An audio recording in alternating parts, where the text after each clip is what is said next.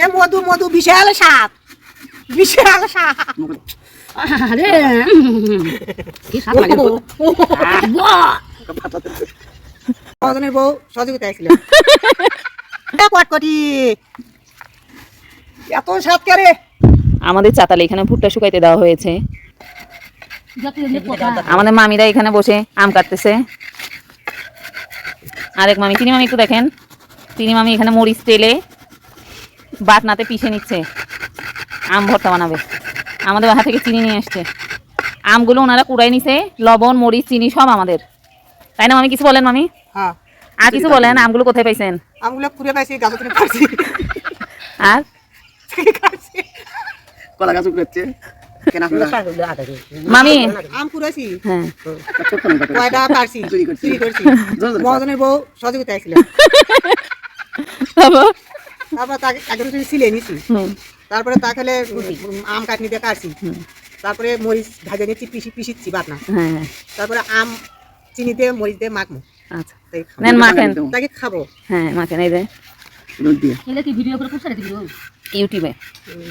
মরিচ ছানা দিলাম, লবণ দিলাম, তারপরে চিনি দিলাম, তারপরে আম ঝালানি করে আমরা খাই নেবো।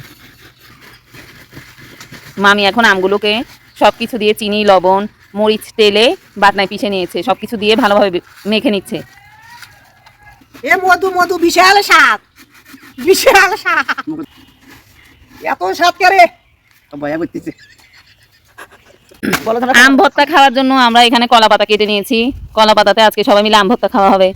এই যে আমার মামিরা সবাই এখানে বসে আছে, আমার শাশুড়ি বসে আছে, মহাজন মহাজনের ওয়াইফ, চোরের সর্দারনি। এই যে আম চুরির সাথে আম্মা প্রত্যক্ষভাবে জড়িত।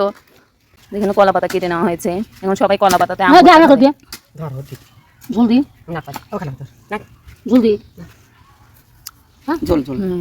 সেই তো হলো না। কত নেওয়াই হয়নি। মামি পাতায় খাবে না, মামি বাটনাতে নিয়ে ফেলছে। দেখি তো কয় কালা দেখি মামি, খা না আমাকে আরে কি স্বাদ লাগে মামি এতক্ষণ খেয়েছে, তাও মামি রূপ উড়ায়নি। এই যে আমের রস খাচ্ছে। বান্দা সরে দেখা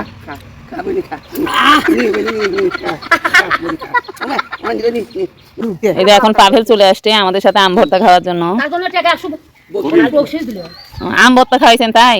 ও যাক, বাবা এগুলো না করলে হজি তাহলে খেলে না, আমি বক্সিং দিল এই ভিডিও হলো না গো এটা হাওয়া করে নিলাম আম্মা একটু যে এটা কেটে দেন তো। আই দে, একটা নিচে করে চামচের মতো বানাই দেন। আমার কোন বিপ্লব যে অঙ্কা আমি তা জানি না।